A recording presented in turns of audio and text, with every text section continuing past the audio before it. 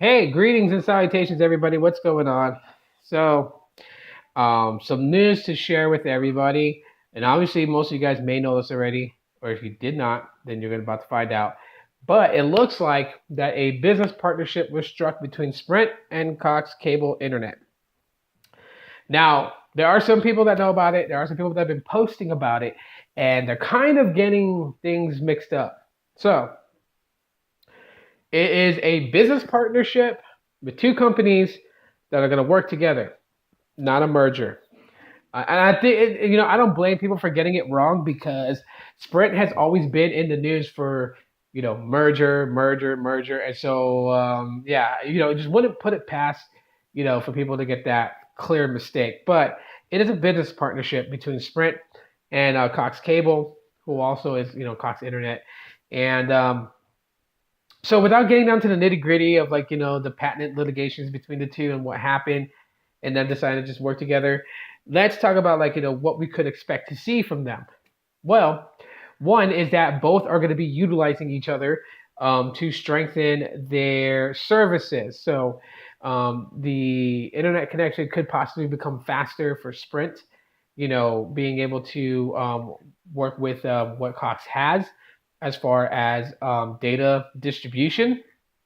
So we could be seeing a much stronger network with Sprint, which is duly needed because I think one of the most weakest areas for Sprint is in up north, Midwest, and kind of going towards the Northwest. So like places like in Colorado, Oklahoma, and then going up into like Montana and South Dakota, North Dakota, those areas like Sprint service is oblivious out there. It's just barely anything, right?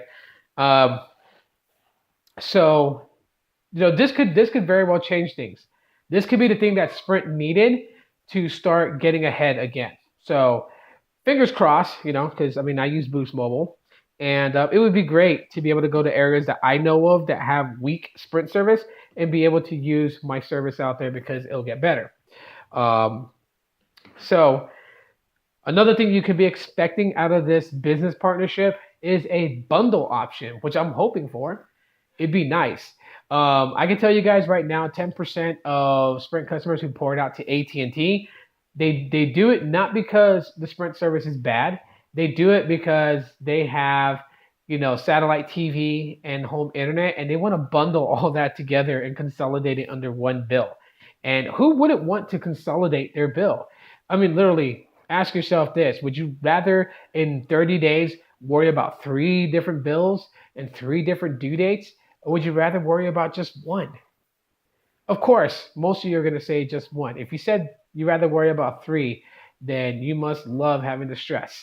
But to have one bill to worry about per month for all your entertainment needs, for all your data needs, and for all your cellular needs, hey, consolidate it in one bill. Makes it work. So more to come as this business adventure goes through, and we'll see how all this works out. Now, I've been asked a question about the Sprint Magic Box. For one, if you guys don't know what the Sprint Magic Box is, it's in layman's term, just think of it like a bridge in between towers. So if you live in an area and the towers have a significant good distance from each other, leaving a small area kind of uncovered by the network because the radius of the signal output just doesn't quite get to that area. Well, a magic box in the middle will kind of bridge that gap between the towers and allow you to basically maintain some maintain cell service, not cell service, but data services, because that is the big common misconception about the Sprint Magic Box. It does not do wonders for voice or SMS. It only does wonders for data. And why does this focus solely on data? Because that's what majority of consumers use. Phone calls and text messages have really died down, and using some form of a data dependent messaging service and data itself for streaming movies and stuff, that's what people mostly do on their phones nowadays. So obviously the data is going to be the primary concern, especially with CDMA and GSM being phased out. but that's a different topic. So, the magic box. Most people will be like, I got one and it's not working the greatest. What's happening? And usually, 9 times out of 10, people are doing exactly what the advertisement for the Sprint Magic Box says. Because literally, the advertisement for the Magic Box just said it was plug and play. You don't need home Wi Fi or home internet service. All you do is take it out the box, plug it in, and boom, it works. And while things should be as easy as that says, it's really not that easy. So I'm going to tell you guys real quick one of the best ways to actually get a Sprint Magic Box set up in your home. And really, as easy as it is, all you really got to do is move around your home. If you live on a on a house that's only that's not 2 stories, just one-story house, then go into each of the rooms and find the area of your home that you get the best connection data wise. Okay. So if like say like in this room, in this office, I get the best connection to the Sprint network for data, then this is the room that I'm gonna put the Magic Box in. I'm gonna put it by the window, obviously, and I'm gonna have it set up there. And from there, it should be able to grab that 2.5 gigahertz signal that it needs and disperse it in a 35,000 square foot radius, and it should do it. And let me tell you guys right now, the Magic Box is no joke. It's no joke. Literally, we had it set up at our center to test it out, and I could vouch it that normally I'm pushing maybe at that center, maybe 10 or 12 megabits per second download and maybe like 2 megabits per second upload. With that Magic Box plugged in on site, my connection jumped and I was getting 70 to almost 80 megabits per second download. So that's a significant jump in data speeds. So it does work. It's just how you have it set up. And initially, the second thing that sometimes comes into play is that the Magic Box is dependent on band 41. You need band 41 signal in your town in order for that Magic Box to work. Band 41 is the 2.5 gigahertz signal. If you have 6 towers in your city, in your town, and none of them are supporting band 41, your Magic Box is not going to work. It's not, because it does not connect with the 1900 megahertz signal. It does not connect with the 800 megahertz signal. It only connects with the 2.5 gigahertz signal. So it needs band 41 in order for it to work. So when you are offered a Sprint Magic Box, you need to basically have them make sure that there is at least 2 towers in your area, in your local area, and that those towers support band 41. Now, it does help too if the tower has carrier aggregation by 2, but yeah, you definitely need band 41. And the last subject I want to talk about is more of a rant about the common misconceptions that carriers are responsible for the types of devices they are selling.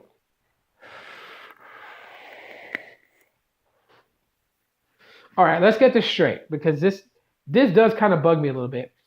It annoys me when people would blame Boost Mobile, like, Boost Mobile needs to build better smartphones, or Boost Mobile comes out with crappy phones.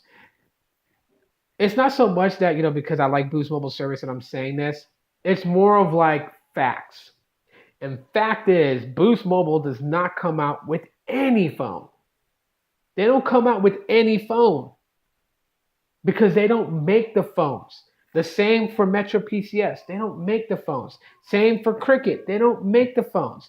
Same for Sprint, T-Mobile, AT&T, and Verizon. They don't make these phones. Sure, people could be like, well, T-Mobile has the Revel. T-Mobile has the Revel. They actually partnered with a hardware manufacturer and paid them to create a phone for T-Mobile to brand as a T-Mobile phone.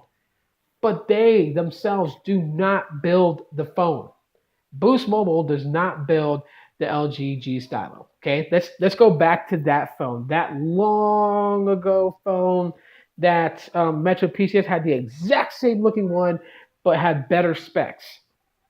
And people would be like, Boost Mobile sucks. Boost Mobile sucks. Why would they build a phone with only 8 GB of internal storage? Metro's is better. Metro made theirs with 16. Metro didn't make anything with 16 gigabytes. Boost didn't make anything with 8 gigabytes. LG built both of those phones. So all the issues about the phones should be directed to LG. The same with Samsung. The same with HTC. The same with Motorola. Those things need the attention needs to be given to those companies, not the carriers. The carriers have absolutely diddly squat with how a phone is built. They have none.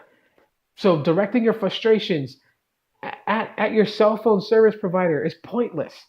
I know, because literally there's people who talk to me on a day-to-day basis and say that. Oh, the J3 Emerge sucks. Why would you guys build a phone and sell it to me that you know has issues? We don't know that it has issues. We don't, because we're not Samsung. Yes, Sprint and Samsung start with an S. But we have nothing to do with what or how they build the hardware and how they program the software. We don't have any control over that. And people got to let go of that and stop. Stop with the nonsense.